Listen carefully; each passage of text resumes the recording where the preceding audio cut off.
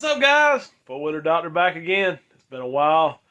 Dang son of mine's playing every sport imaginable, and it's making it kind of tough to get over to the shop. I've been doing a few things over here, just some real simple stuff, and just some stuff that I just didn't have time to put on the camera. But today I'm going to install a gear reduction in a 2007 420 Rancher. Got some 28s on it now. Guy said he might put some bigger tires on it, but he pretty big fella, and he says it struggles a little bit getting out of some of the mud holes, and he's wanting to get it geared down a little bit and make it a little easier. So I purchased a reduction from Reduction Boss Machining. Used this guy named Jeremy Lee out of Mount Olive, North Carolina. Used him for years. Actually, I'm used him before there was even a Reduction Boss Machining, and he's made some good stuff. Definitely evolved over the years from machining things down and welding gears on to coming up with parts that, in my opinion, look better than the factory stuff. This is all one piece a gear here. This is a 40% we're putting on here. So we've got the this is the gear that actually goes on the crankshaft, and then this gear is changed out on the clutch basket. All the stuff's good. I also went on this in this case and went ahead and got some upgraded clutch springs. Once you get into some of the bigger reductions, 40 is about the limit, but once you get into some of the bigger reductions, these change clutches will slip under certain loads. So went ahead and ordered some of these there. Jeremy has these as well at Reduction Boss, and they're very easy to install and will prevent that slipping on those change clutches. Also, one thing that's just come up here recently, which have always had issues with it, this is actually an electric shift model, and sometimes the way the sensors pick up on these gears, it'll make the electric shift just do some funky stuff. Sometimes they get stuck in gear, just don't read right. So Jeremy also sells a kit for that, which is just a plug and play. Plugs into the speed sensor on these 420s, and will keep that error from happening and should shift perfectly fine. So I installed a bunch of these before without this. Some have problems, some don't, but figured I'll take the safe route in this case and go ahead and install this module to make that shift right, and that's what we're going to do. I hadn't done one of these in a while, but it's still not very tough to do. You really don't need any special tools. I have a clutch puller, and I will be using it in the video. To actually get this clutch off, you don't need a puller. It really helps if you have an impact, because these nuts on both of these clutches, this is the change clutch and the centrifugal clutch, are very tough to get off without a impact. So the cordless ones work. I'm probably going to be using that today. If you have an air one, that'll work fine too, but it really helps getting those nuts off and put back on. So I'll be showing that in the video. To start off with, we're going to go ahead, and I've already drained the oil in this machine, and I'm going to drain the coolant out now, but I'm going to pull these floorboards off just to make it a little easier to see, and just give me a little more access. I may actually, in this case too, and you do not have to do this, I've installed a mini reduction with the machine sitting on the ground like this, but since I got that thing sitting over there, we're going to use it. I'm going to put the engine hoist on the front of this thing and lift it up onto the back rack, and that leaves everything pretty much facing straight up and down and keeps from losing a lot of stuff. It just makes it a lot easier to work. You're working right up eye level. I had to bend over and all that stuff, and I'm getting old and lazy, and my back don't work quite like it used to, so trying to help it out every chance I get. But I'm going to go ahead and pull these floorboards off, and in order to drain the coolant out of this bike, there's a 10mm bolt here right below the coolant hose. We're going to stick these little bendy funnels work real good. Don't have one in arm's reach right now, but stick a funnel on this thing and run it down to a jug to catch that coolant. And it also helps. This does have a radiator relocate, but it also helps if you pop the top on that radiator cap. But make sure you got your funnel and everything in there, because when you pop that top, the water comes out of there or coolant comes out of there like Niagara Falls. So we're going to do that. And as far as any other parts you need for this, it just uses a RTV gasket here. You can change that coolant out. I'm going to try to reuse it. I am going to put a new oil filter in it when I change this, and just clean everything up on the inside that I can get to, and I'll show that in the video. But let me get these floorboards off and pop this coolant out, and I'll cut the camera back on in a sec. All right, guys, got the floorboard off. Just want to show you my little setup here for draining this coolant out and not making a very big mess. These little funnels right here really make it easy because that water will shoot out of there like a fire hose. The bolt you need to take off, this bolt here, is the only one in this setup here that has a washer on it. It's the very bottom bolt. So got that pulled out, got it drained off, and you do need to take that radiator cap off to let all the, because it kind of hydro locks, to let all the coolant out of here, or a good majority of it, to keep from making a big mess. So I'm gonna get this thing stood up on the rear rack, and we're gonna start taking some bolts off of it. I do have I would recommend this, and I can't really tell you exactly how to do it because I've already got one pre-made here. Get you a piece of cardboard like this, and make you a spot to stick your bolts in. I'm not real sure about this design because I've never had to really analyze it, but sometimes there'll be, like, we got to take that, not that cover, the front cover off right here, and you see all the bolts that go in there. So sometimes there's different lengths, and just to keep from getting any of those confused or misplacing any or whatever, take a piece of cardboard and stick you some holes in it. I've got a ton of these things, and I keep them for any ATV I work on. This is actually a full engine rebuild, so you can take the complete engine apart, all the bolts here, then when you get finished, you start from here, put it back together. It makes it keeps you from having too bad of a headache on getting all this stuff together. I even make some marks on here to kind of show this is kind of the arrangement of the bolts, even where the filter is, so you can tell where to start with putting your bolts in. Water pump there. Pretty much all we got to take off on this one would be the water pump, the front cover, probably the electric shift stuff, and the front diff. You do have to remove the front, or not remove it, loosen up the front diff in this case. So I'm going to get this coolant finished up, hook this thing up to the engine hoist, and stand it up on the back rack so you can see a little bit better, and then we'll start taking some bolts out. All right, folks, got this thing stood up now. I did take the front tires off. You don't have to do that either, but it just gives you a little bit more room to work in here. Like I say, you can do this on the ground. I've done it numerous times like that, but I'm just trying to make it as easy on my back as possible. So you just may have to adjust your view to look like this instead of looking like this, but it's still the same. Kind of helps hold stuff and all that. So what we're going to do to start off with, we're going to remove the bolts here on this front differential. The front differential has a bolt right there. This one here that you have to remove, 14 millimeter. There's also a bolt. You can see the nut of it right here. If I get this clump of mud out of the way, it's falling out of the skid plate. This bike's actually pretty clean, but there's still some in there. The some of the newer bikes actually have a nut here. They were smart enough on this one to weld the nut to the bracket. So you're just going to use the head of it here, and this is where you're going to move the bottom bolt. This one right here. This is on the right side, and then there again your top bolts here. Both of those are 14s.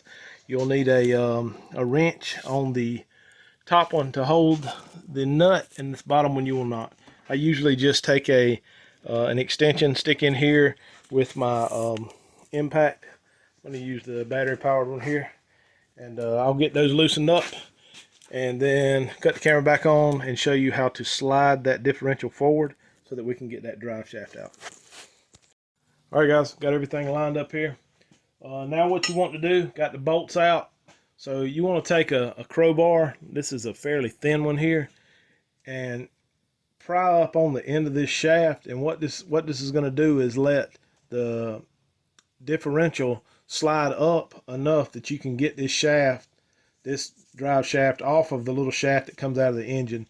Don't get too deep in here because there is a a seal that you don't want to mess up, the Reduction Boss folks do make a replacement if you have any issues with the seal. As you can see on this one, it's not leaking, so I'm not going to replace that.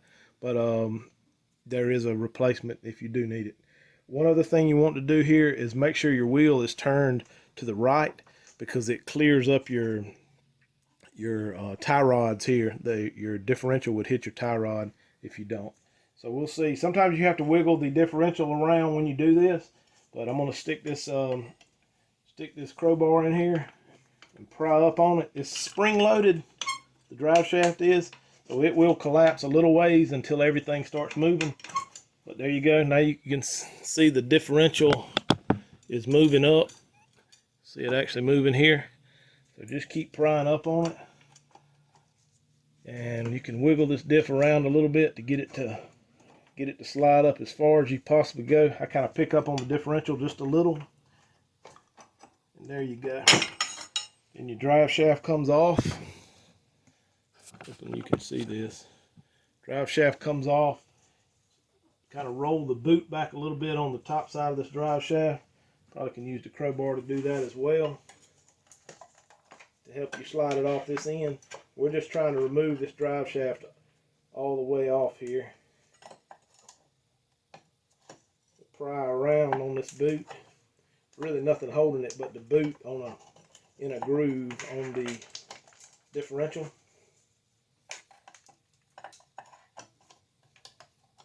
There it is.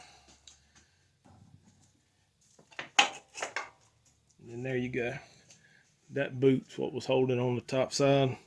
Drive shaft off, and that clears up everything. That's the only thing you really got to remove to get this get the front cover to come off. This front cover behind that drive shaft here does have an O-ring. You want to pull that O-ring off. What I normally do is take a zip tie and zip tie it around this shaft here so that I don't forget it. But if you leave that O-ring on and pull this cover off, sometimes it'll mess the lip up on the seal there. I am going to take my air and blow around here, because you see some stuff drop down in here. Because this is pretty clean, but I don't want anything to fall into the engine, so I'm going to blow this off real quick, and then we'll start taking some of these bolts out. Guys, now what we're going to do, unplug this electrical connector on the electric shift. I can't get it out of there. It's got some dirt in there because the actual button is not going down, so I'm going to take a pick and run it around the side right here to get this loosened up. Let me do that real quick. Alright, so I got the clip loose, cleaned it out with a little pick, and now you can just wiggle this thing off, push that button in, and your connector will come off like that. Scoot it over here out of the way, and then we got 3 bolts on this this shift motor that we're going to remove. One here. All of these are 10mm headed bolts. One here, and one here. Get those pulled off. You can take a screwdriver and stick right below where this sensor plug or this electrical connector plugged in, and pry up on it, and it'll pop right off. There's an O-ring in there that kind of holds it down. So let me get those bolts out, and I'll pull that shift motor off. All right, got the 3 bolts loose. Pull them out. Stick them in my cardboard. ESP motor. And also, if you're doing one of these on a bike that's not an electric shift, it's a whole lot easier. You don't have to do any of this stuff with the front end. There's actually a blank spot here, so it's just, you can skip ahead for a little ways, and then you can get to the part where you just remove the front cover, and that's really all you got to do. There you go. There's your O-ring. It actually popped up a little bit. Still got some grease on it, which is a good thing. So now we're going to remove 3 more bolts on this front cover here. They're 10mm as well.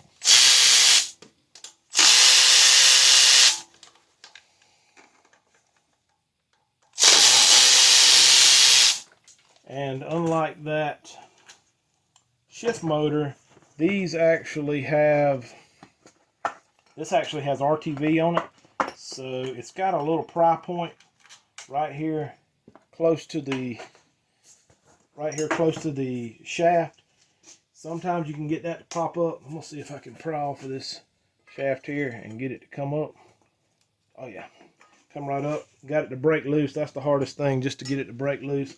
Then you can take a screwdriver and work your way around, prying it up just real easy. You don't want to break anything here. And then take that entire cover off. There you go. Sometimes these gears will stay stuck in here, sometimes they won't.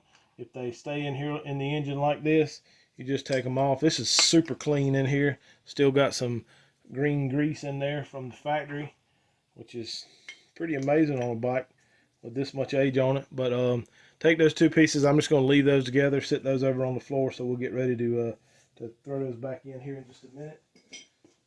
Okay, next thing we're going to do is, you don't really have to do this, but I like to, just to get everything out of the way. We're going to remove these bolts on this water pump cover. There are 4 bolts. You've already taken one of them out. Move my light around. You've already taken one of them out, so you got 2 here, 2 on the top side. We'll remove this hose here and take this clamp off for this radiator hose here, and then pull that front cover off. Like I say, you can take that off. You really don't have to, but it helps a lot of times in getting it all this line back up together. When you get ready to put it back together, you can take and spin that impeller and make it line up with your cam when you go to put it back together. So that's just a little forward thinking that we may have to use it and we may not, but I'll show you how to do it here. All right, so we're gonna get those off, and I'll cut the camera back on in a sec. All right, guys, got all the bolts out of there. Loosened up this clamp. I think I'm gonna leave this other clamp attached. Just remove this hose and swing this back out of the way, because you can actually get it out of your way over there on the other side. And we'll fold this hose back just to get it out of our way too.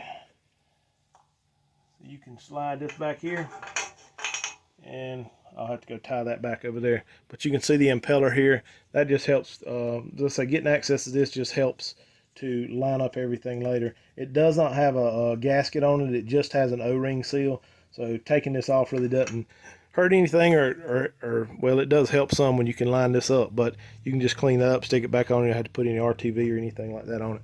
Okay, guys, before we take this front cover off, as recommended in the instructions, we're going to break this 14mm nut loose here on the clutch free play, and spin that the flathead in there. It's not that tight. That one wasn't. Sometimes they are. So there was a little sheet that came with the reduction with some instructions on it, and recommends breaking this loose. I've had those real tough to get loose before. This one here is actually in pretty good shape. You may have to lube this thing out or whatever, but or lube it up before you can get it to even move. And then what you want to do is take a flat screwdriver. Once you get that lock nut turned, is to take a flat screwdriver on that center portion and spin it clockwise several times before you take it out. We're going to adjust that in a little bit when we get everything back together, and I'll show you how to do that as well. Okay, so now next step is we're going to remove all these bolts on this front cover. And let's see, as I showed you before, we got a bunch of them here, down here. There's no real pattern to do it. You just got to make sure you got them all. They're all 10mm headed. We got 15 bolts. 15 bolts in total. 15 bolts in total. This bike does have a vent line on this weep hole. I'm gonna cut it off. Your bike probably won't have that unless it's snorkeled. Really, if it is snorkeled, you don't really have to have that. It just shows you what leaks, or if you got a problem with a seal. If you get coolant out of this hose, you've got a water pump seal. If you get oil out of this hose, you've got a oil seal back on the back of that shaft. But that's what it's for. I'm gonna cut that off, get that out of the way. I'll get all these bolts out, and right before I knock that front cover off, I'll cut the camera back on. All right, guys, got all the bolts out. Like a 3-inch extension really makes that go easy. 3-inch extension, 10mm socket like that right there. And one of these high-speed Milwaukees make you be glad you paid as much money as you did for that in a job like this, because it knocks it out of there quick. Pretty much all the bolts are easy to get to. There is one that's right here below that the electric shift stuff that you may miss. I didn't remove the skid plate on this case, and you don't have to, but there's one bolt stuck back in here that could be overlooked. Like I said, if my fingers and toes added up right, there's 15 of them, so make sure you count those. And then normally on these bikes, there's a little tab here that you can tap with a screwdriver and a hammer to get this case to separate. But in this case, somebody's knocked it off, so I'm gonna see if I can use what little bit's left there. And just like when we remove this front cover up here, all you want to do is just break that bond loose initially, and then it should slide right off there. The case will. There we go. It started cracking a little here. So take your screwdriver and stick in there. Pry very easily on it because you don't want to mess that case up. But it shouldn't have much resistance at all. You can see it pops right up. I think I might be able to pull that out of this side. Like I said, it's been a little bit since I've done one of these. Can't remember exactly which side we got to pull it off of, but we'll try this way. So lift straight up on it.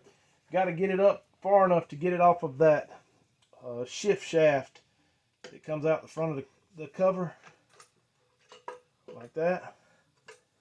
Tilt it back just a little and it comes out. Alright, there's the inside of the case. I usually clean all this up too. It's not too bad dirty, but there is some crud in there. And then this exposes your centrifugal clutch here. That will have to be removed. The gear we're going to replace is down here at the bottom. This is the smaller gear. And then let me flip around here to the other side and I'll show you the basket that we'll replace as well here. All right, and also guys, I would like to say, when you take one of these apart and it's sitting on the ground like it normally would be, these pieces here may fall out. This is a little fork piece that goes with the shifter. There's also a bearing and a little holder in here. That stuff can fall out, so just don't go wild if you hear pieces falling out when you start to take it apart. Those are about the only 3 pieces in this case that will fall out on you, so just hang on to those. We'll set these to the side and we'll make sure we stick those back in when we get everything put back together. But got all that out. I'm going to let me check a couple other things too, just some things to show you what to look for as far as pieces that may fall and pieces that are easily lost. I'm just saying this because I've lost these things before, and it's not fun when you put it back together and something crazy happens. So some of the things you want to look for: there's a dowel here that's got an O-ring on it. There's a dowel here that's got an O-ring on it, and a little fatter dowel there that's got an O-ring. You want to make sure all that's together. The O-rings, the dowels. About your best bet is just to leave it in here. I've had bikes come in before that, like, say people done a clutch or something in them and left one of these dowels out, and it do all kind of crazy stuff, puke oil all in the air box and all that. So just make sure you have those in there accounted for. And also there's an O-ring on this water outlet. Well, that's missing. So let's look at this cover here. And in the cover, there's the O-ring. And something like that is something that will get lost. It's just sitting right on top of the cover. Now granted, before I put this cover back on, I'm going to go around with a Scotch-Brite, knock all this gasket material off, put new material on there, so I would have caught that. But if it had been a week before I got this thing put back together, there's a chance that thing would have gotten lost. So I'm going to stick it back in this groove here, just because that'll be the easiest way to keep up with it. So that's what we're going to do. And so now I'm going to get both of these nuts loosened up on the centrifugal clutch and the change clutch. I need to check and make absolutely sure which size those are. I'm pretty sure it's a 27 millimeter. Yes, it is. They're 27 millimeters. I am going to use probably going to use the air impact on those, just because I had it out blowing the stuff off and it's here readily available. But both of these are regular thread, so lefty-loosey on them. And we'll get both of those loosened up, cut the camera back on in a second, and show you how to pull this clutch off. All right, folks, got both of those nuts loosened up. They are 27 millimeter. Like I said, regular threads. They both of them have washers, so make sure you hang on to the washers. And these nuts are different as far as the inside diameter goes. This one here has a smaller inside diameter. I can't get that washer out of there. See if I can pry it up a little bit. Inside diameter is a little bit smaller on this change clutch as opposed to the centrifugal clutch. And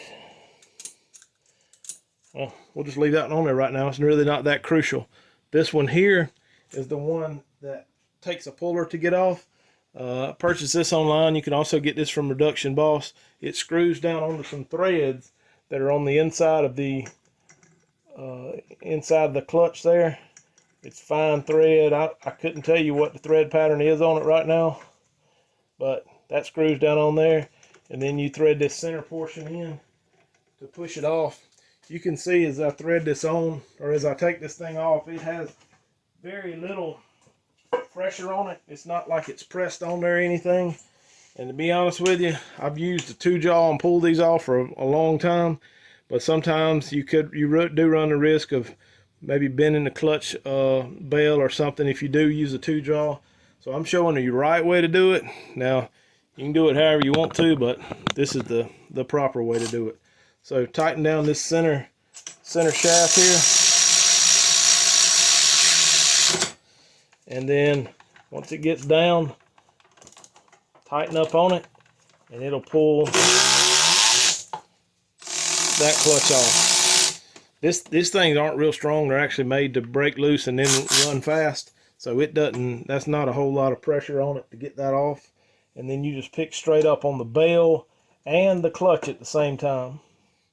And you want to do that because there is a bearing in there and you don't want the bearing to fall out. And sometimes they can be tough to get back in. So there you go. All right, so that's your centrifugal clutch. We're not doing anything with it on this install except for swapping that out. To get this change clutch off, you see we've got a little bit of a clearance issue here with our little shift indicator. So we're going to slide this shaft up a little bit. I'm not going to remove it all the way. Slide it up, push down on this piece back here that it's made it up to, and then this clutch here will just lift right off. It's not pressed on or anything like that. And there is also a collar that goes on the back side of it here. Make sure you hang on to that. And your washer's still in here. Don't lose it. So there we go. There's your change clutch. And this is actually the one we're going to be changing the springs in. See the springs in there? We'll do that over here on the bench. And this gear here is the one we're going to be replacing. It is a gear and it has a washer on the backside. In this particular gear reduction install, we won't reuse that washer. So I'll just show you how this thing goes in there. And I'll compare the two. You can see the difference in the gearing here. And all this does, so let me explain to you how this works. This might be over some folks' head and some people might just not give a crap. But the way this works is this is your crankshaft. This is basically where you're getting your power from. And this is your transmission. This is where you're sending the power to. So what this does is it makes the rotation coming out of the crankshaft, it changes the gear ratio, so it makes it not as hard to turn this transmission over, and therefore giving you more torque. Now it does it so you can't really draw any torque without having some kind of reduction somewhere else. So it ends up reducing your top speed, but it makes your pulling power a whole lot more. And I can't really quote you exactly how much your top speed will reduce. I know I had a reduction similar to this in a 450 Foreman, and it dropped at about 10 miles an hour, which with 29.5 is what I had on it at that time. It turned them over good. I'd rather have the torque than I would, flying down the highway, because with big mud tires, it's just not me to fly down the road. So that's what that does. It reduces this down, so we make the gear here smaller, and then the gear on this basket larger. So that's what we got here. Smaller here, to make this other basket larger. And this here should slip right over this crankshaft like that. And let's change those clutches out, or the springs out on the clutch. I'll set the camera up over there on the table and show you how to do that, and we'll get that basket put back in. All right, guys, got the basket over here on the table.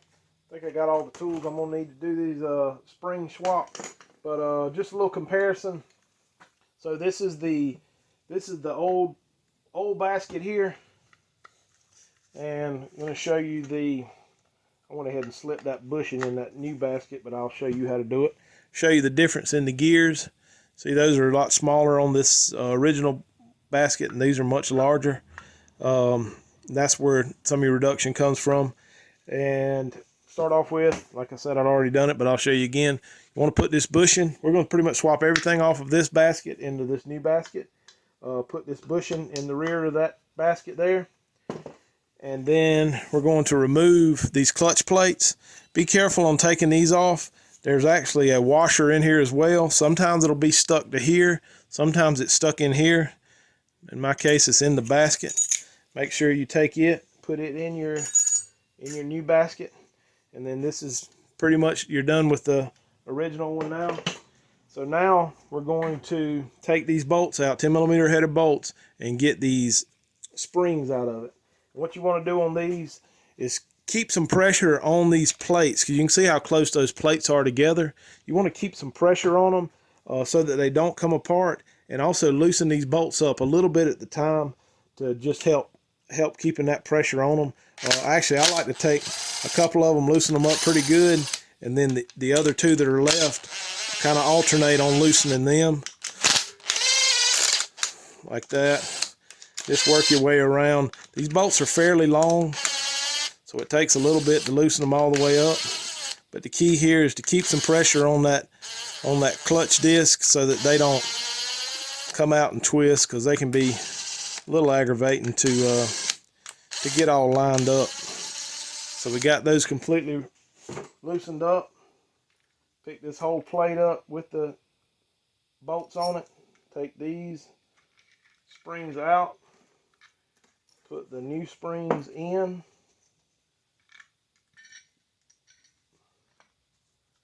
Still holding up on it. And put the plate back on with your bolts. Hand tight, or start these by hand, because this is aluminum threads with a steel bolt. And get them crossed up. That can be a recipe for disaster. So now ease these bolts down a little bit at a time. Still holding pressure on this plate. See, those discs are still pushed together good. Pretty much run these down until they tighten down.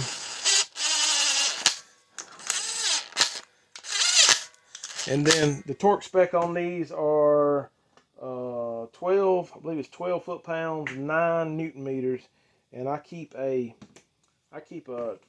call this thing torque wrench set to 9 Newton meters, because that's normally what most of these 10mm headed bolts are to.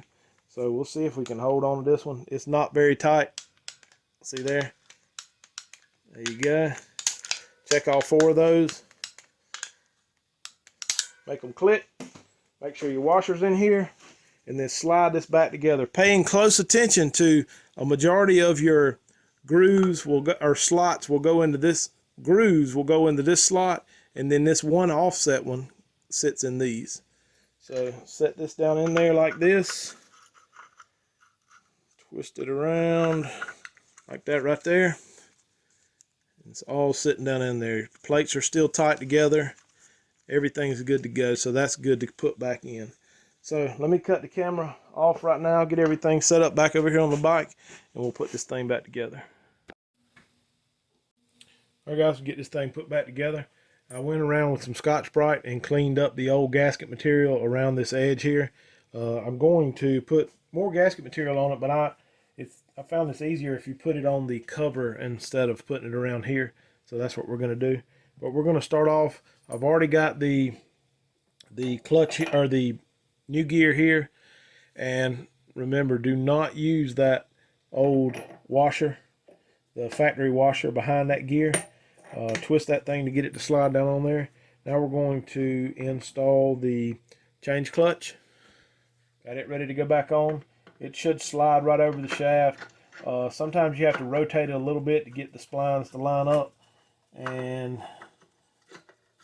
there we go. Keep rotating it around until your teeth line up with this gear. You can see they do. And that spins perfect. So now you want to go back in with your washer and your nut. That is the one with the smaller diameter. Some people replace these. I honestly don't, unless it's really just chewed up.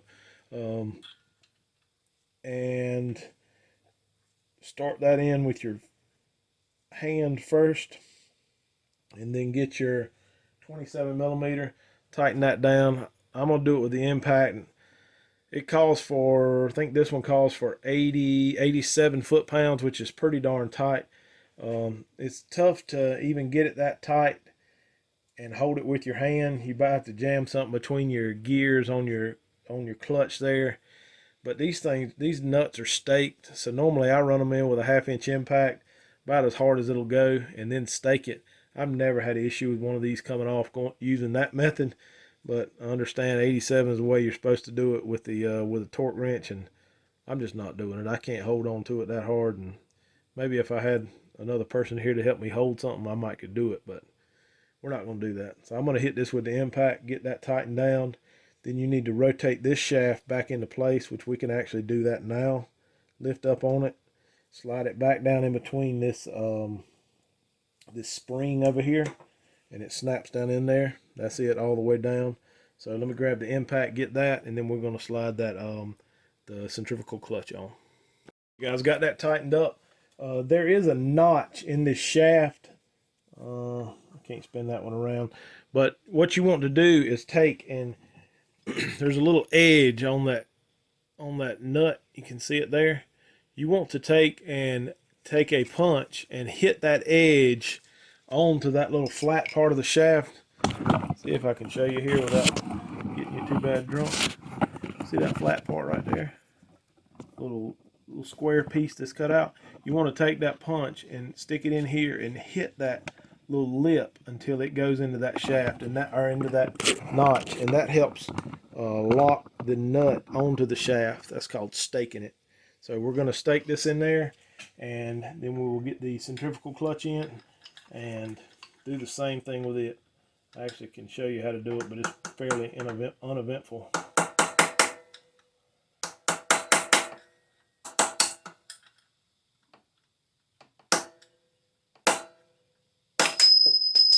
There we go. Lost the punch. Got it staked. Now this is bent over. See where it's bent over into that square spot, and that helps prohibit the nut from backing off. So now we're going to slide that change clutch or centrifugal clutch on. Sorry, I'm throwing all these terms out there. It slides right over. You got to line the splines up on our new gear reduction gear and the splines up on the crankshaft. Pretty much lines up right in there. And put your washer on. Some of these washers have outside stamped on them. If they do, just pay attention and make sure you get the washer stuck in there in the right direction. And so we start this nut on here by hand as well. I'm going to hit that with the impact, stake it, and then I will show you how I apply the RTV on this and how I get this front cover back on next. Cut the camera back on in a second. Alright folks, we're going to stick this cover back on here. A few things I want you to check. Make sure you've got this shaft pushed back in. Make sure you've got your O-ring in your water outlet there. Your O-ring on that dowel, and the 2 O-rings and the dowels on the water pump over there on the other side, the one I showed you earlier. A few things I like to do to this front cover. I cleaned it out real good with some brake cleaner, so it's clean on the inside now. went around with some RTV, and what I do is just kind of dab on some RTV and then smear it down with my finger. A little bit of that stuff goes a long way, and I really hate to see it when it squishes way out. I see some people just, I mean, they'll put a 1/4 inch bead around this thing and it'll be caked out everywhere. I really don't like to see that, so I try to make mine as clean as possible, or as, we'll say, as factory look as possible. And that's what you get with this. Just put it in real thin. You want to pay close attention, particularly around this water outlet hole here, because that's that where you got water coming through. So that'd be good to make sure that's sealed up good. One other thing I like to do, if you're not replacing your output shaft seal, is put some grease around that thing. I go in here and just put a little grease around the inside of it, and what that'll do is helps it slide over that shaft when you start to put the thing back together, because it'll flip that seal out sometimes. So a little extra grease there will help it slide over this shaft. Two other things we need to put on are the parts we pulled out earlier that I said would probably fall out onto the ground. The keeper here slides into the middle of the change clutch. It kind of pretty tight in there. There you go. If you get it square, it'll slide right in there easy. The bearing, which falls right in the little keeper, and then this part here, it goes on to this arm here, and then the round part of it goes into that bearing. I'm gonna try. I know I removed it from the other way, but I'm gonna try to slide this cover in there from this side. Main thing, this shaft sticks out farther than anything, so that's the one you got to line up first. And then once it gets lined up in there, you kind of wiggle it a little bit. There's a couple dowels on here, dowel here, which is on the right side, and a dowel here, which is on the left side top. They'll help you line it up as well once you get real close, but it should line up pretty close. And then the only other thing is this propeller shaft. If it gets down on that side over there and just won't sit all the way down, spin this shaft, and a lot of times it'll just pop into place. So we'll see how this goes when I slide it on here. We may have all those issues, or we may have no issues, so we'll see. So flip the cover over. You know, just be mindful that you've got the RTV on there, so don't smear it on everything.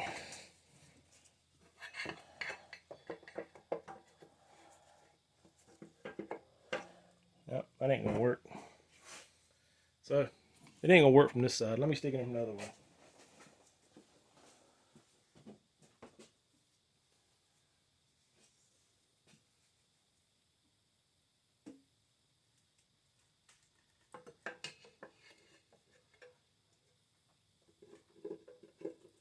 Now you're wanting to line up that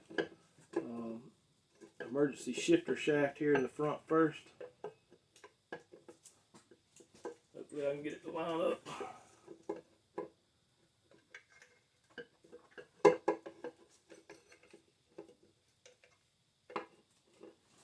It has to be pretty close. Yeah, you actually can look up to the bottom and see it. Line that up. So this whole thing should slide down now. Kind of rock it back and forth a little. Get down close. Actually, I don't know if y'all saw this or not, but that water pump actually just twisted as it lined up. So see, it's lined up on that pin on the cam now. The cover is completely down. So now we're going to stick some bolts in that thing and get it back together. These bolts, they're the 9 Newton meters, or about 8 foot-pounds, 7 foot-pounds, something like that. Pretty much just snug them up. Don't want to break them off. I see that happen a lot.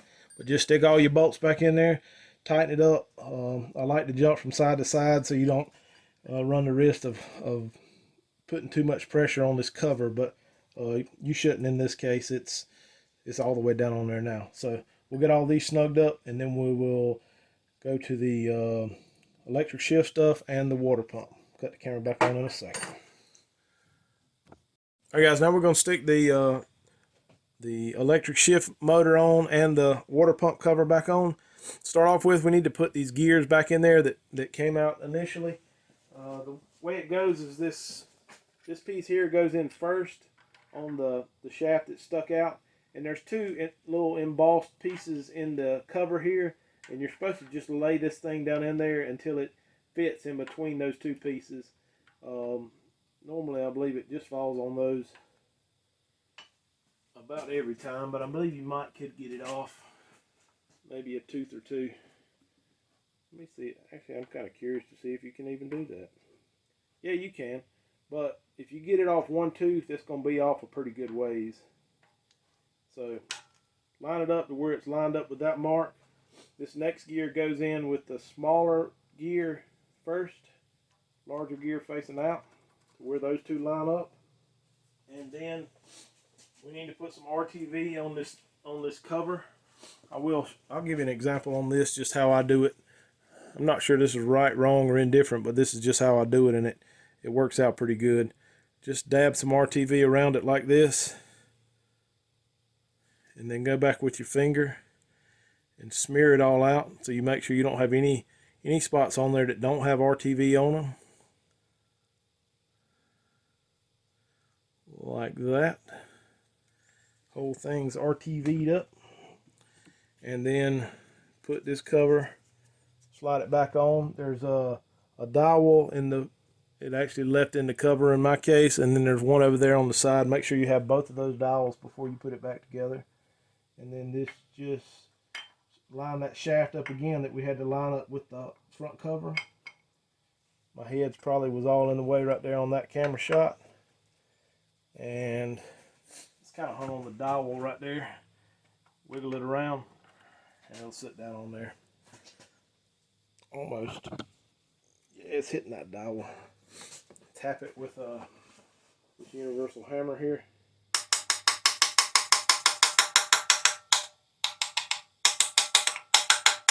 There you go.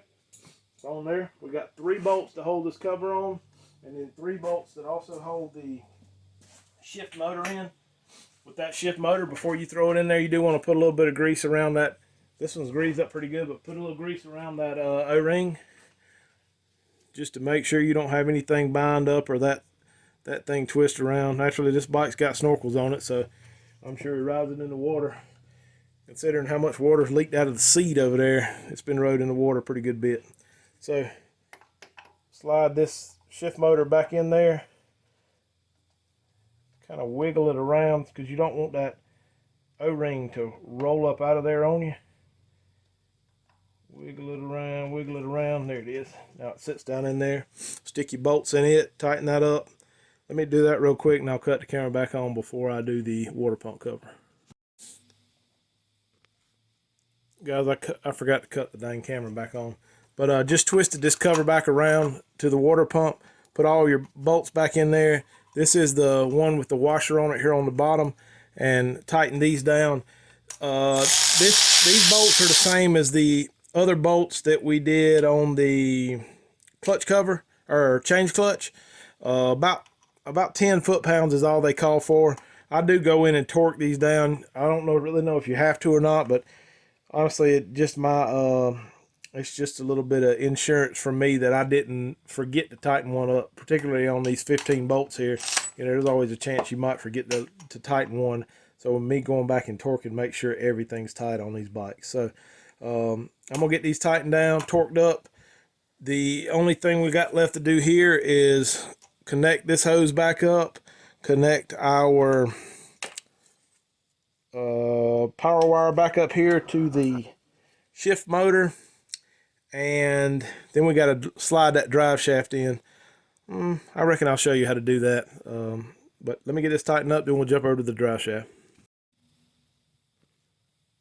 All right, before I install this drive shaft back in here, we're going to adjust this clutch free play.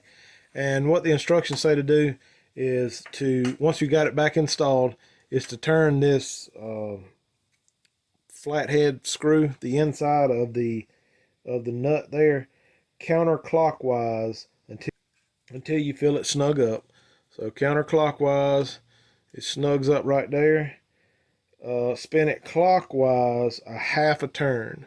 So from there, a half a turn will be about there. And then tighten this lock nut up.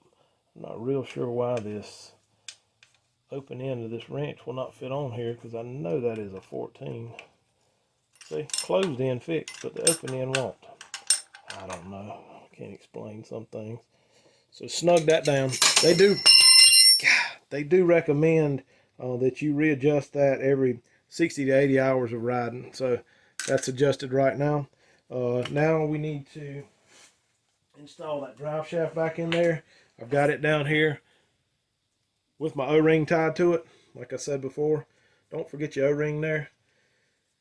Slide it back over your shaft like that, and then just installing it is just a reverse. Slide it up into the differential end first. You got to kind of spin it a little bit so that your splines get lined up.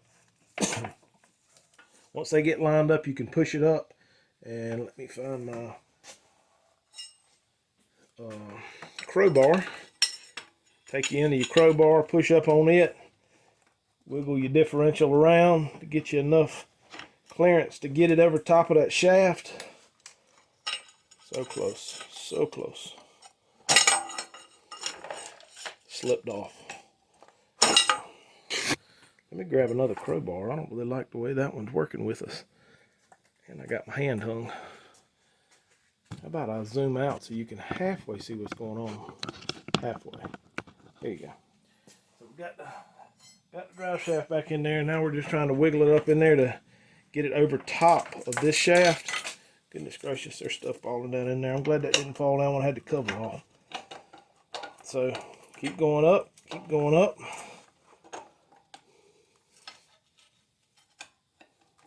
This actually may be the hardest part of putting this thing back together, and it doesn't really help that you've got it standing up on its nose. So there we go, we got it close. Tap that until it lines up over top of the shaft, goes down on there like that, and then everything splines up together.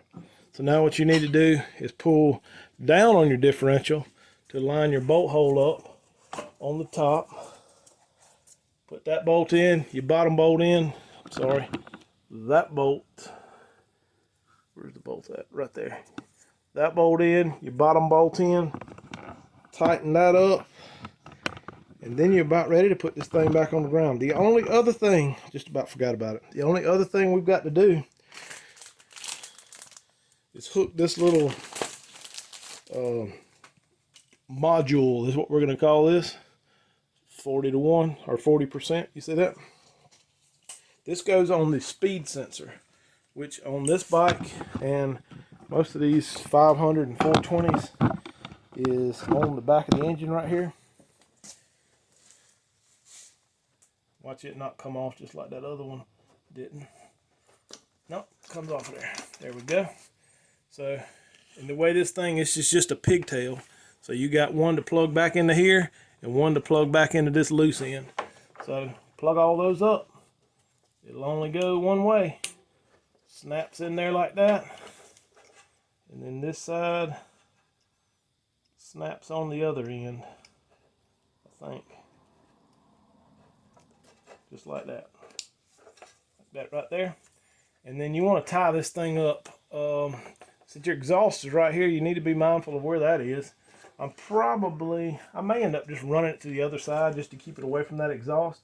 That's where your factory wires go anyway. So I'm going to run it over there to the other side.